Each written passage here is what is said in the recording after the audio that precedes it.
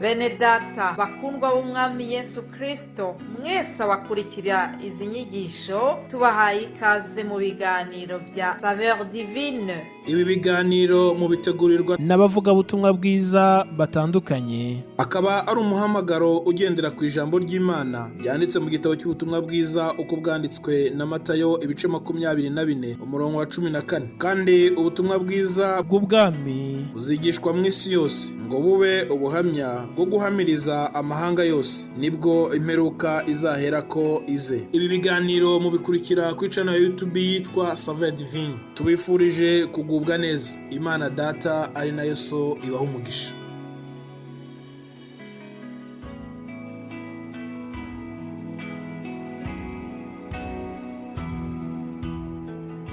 Yesu ashimwe. Nongeye kubaramutsa mwese mu ijambo ry'Imana biciye mu kiganiro Saveur Divine. Ndabifurije umugisha, amahoro biva kuri Kristo Yesu bibane namwe. Nongera nshima Imana ko inteye iteka kubana namwe kuri uyu munsi wa gatanu kugira ngo dusangire ijambo ry'Imana. Twese hamwe rero Imana iduhezagire.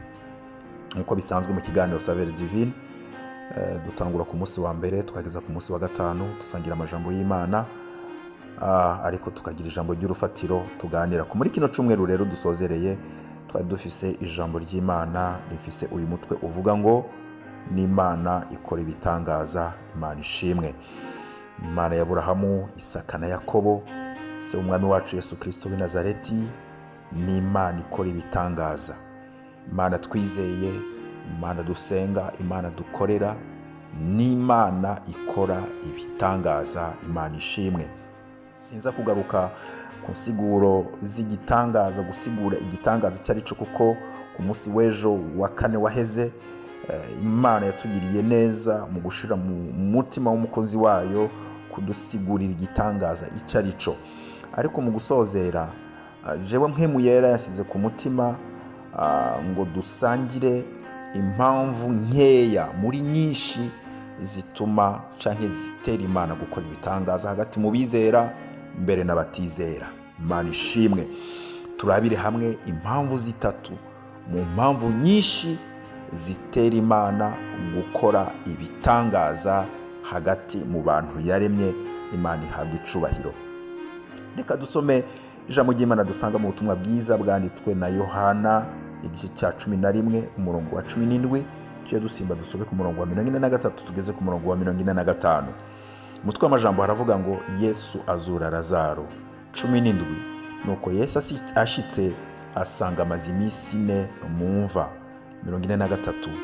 Amaze kuvuga ivyo arasemera n'ijwi rirenga ati, Lazaro ngwino sohoka.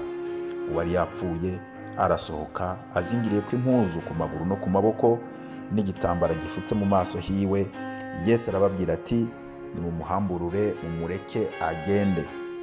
Nuko benshi muri abo bayuda bari baje kwa Mariya babonye icyo Yesu akoze baramwizera. Imana ishimwe. Haleluya. Imana dusenga ni Imana ikora ibitangaza. Haleluya. Imbere yuko turabira hamwe zino mpamvu zitatu zitera Imana gukora ibitangaza mu bantu yaremye, reka tubanze turabe iri jambo, tubanze twibukiranye kano kajambo ko kwitonderwa hagati mu bizera mbere n'abatarizera. Bene data, tumenye iri jambo rivuga ngo ahabera ibitangaza, ariko harakorwa ibitangaza, ahari ibitangaza hose ntibisigura ko Imana ibihari, ntibisigura ko ari Imana ibibikoze, kubera ko hariho umumarayika w'umwijima ariko yigira umumarayika w'umuco, uwo ni Satani, yigana gukora ibitangaza Imana ikora kugira ngo azimize abatoranijwe, kandi kugira ngo yikwegere ko amahanga yose ayayobye ayazimize mu nyigisho z'ubuzimire. Ikindi, aho abana b'Imana bateraniye hose, aho abana b'Imana bakoraniye hose, ntibisigura ko hategerezwa kubera ibitangaza biboneshwa n'amaso y'umubiri. Ntibisigura ko aho Imana iri, aho Imana ikoraniye n'abantu bayo, hatezwa kubera ibitangaza biboneshwa n'amaso y'umubiri. Icyo kintu tukizirikane kandi tukimenye. Tumaze gusomera ijambo muri Yohana ubutumwa bwiza yanditse inkuru y'umugabo yitwa Lazaro yari afise bashiki we babiri, Mariya na Marita. Ijambo ry'Imana ryatubwiye ngo, sinasomye amajambo yose uko ari maremare, ariko ushobora gusoma kino gice cyose. Iri jambo ryatubwiye ngo uyu Lazaro yaragwaye araremba, amaze kuremba arapfa. Amaze gupfa biboneka ko uyu muryango wari uzinanye na Yesu bari basanzwe bazinanye. Hanyuma bashiki biwe Mariya na Marita batuma intumwa kuri Yesu ati, genda mutubwirire Yesu uko Lazaro musaza wacu yitavye Imana, ko Lazaro yamaze gupfa. Yesu amaze kumva iyo nkuru, amaze kumva ubwo butumwa, haleluya, reka turabe impamvu ya mbere Imana yatumye ikora kino gitangaza. Imana igahagurutsa Yesu i Yerusalemu, agahaguruka akagenda akagira ibirometero 3 n'amaguru agiye mu muryango wa Lazaro kugira ngo azure Lazaro. Impamvu ya mbere tuyisanga ku murongo wa 4. Yesu yumvise ivyo abwira abari bamwegereye bose ngo, ukugwara kwa Lazaro, ingwara Lazaro agwaye si yo kumwica, urupfu Lazaro yapfuye si ubwo kumuherana, ariko no kugira ngo Imana ihabwe icubahiro, kandi bihesha icubahiro n'umwana w'Imana. Haleluya.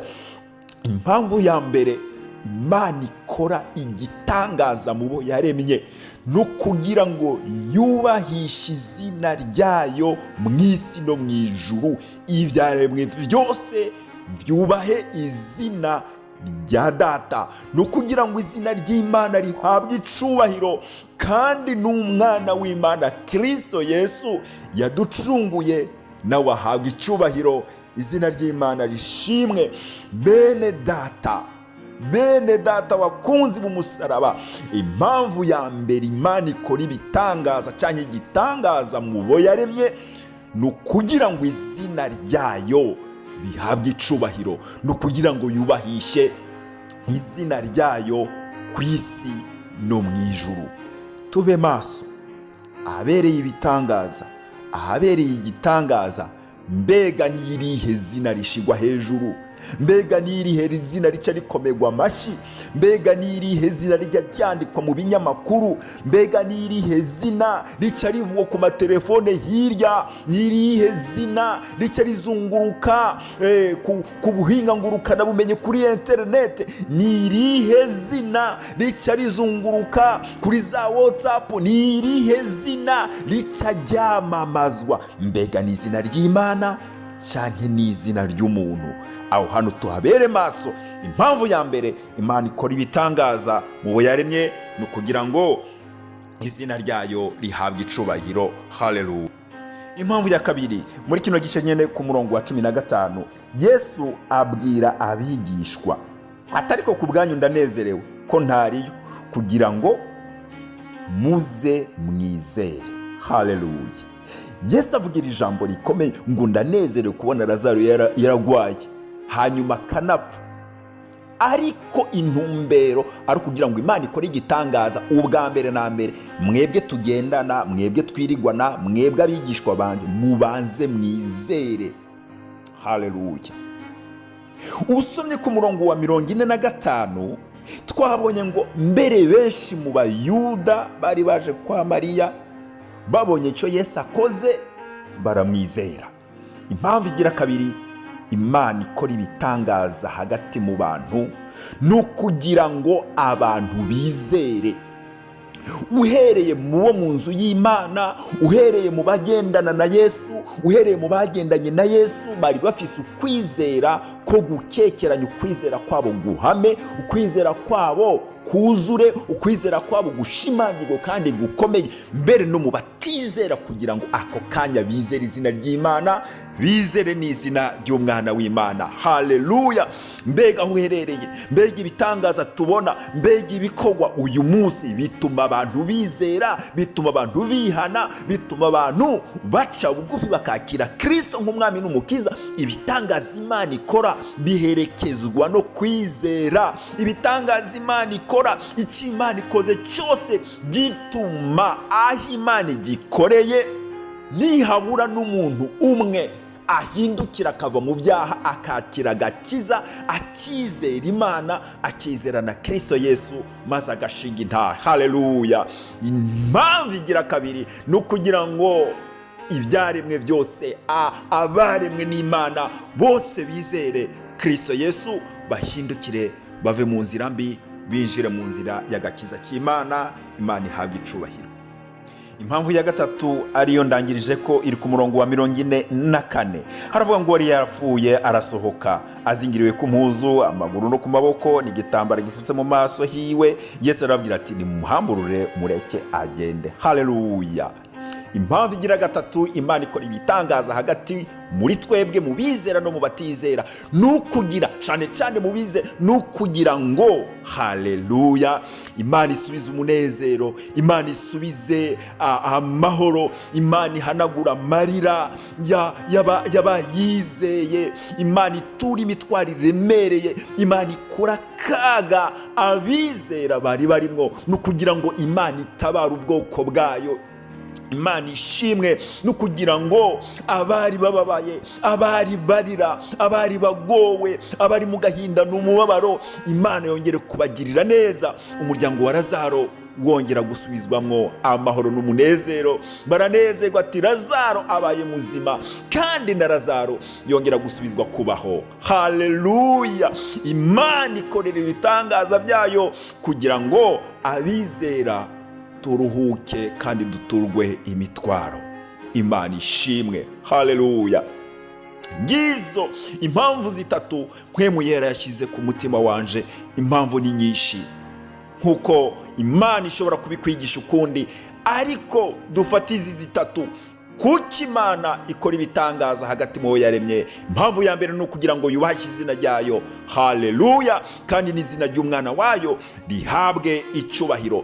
Impamvu igira kabiri, haleluya, ni ukugira ngo ibyaremwe byose kubw'ibitangaza bihejeje gukorwa, ibyaremwe byose, abaremwe bose, haleluya, bihane, bizere Kristo Yesu, haleluya, bakigwe n'umuco w'agakiza.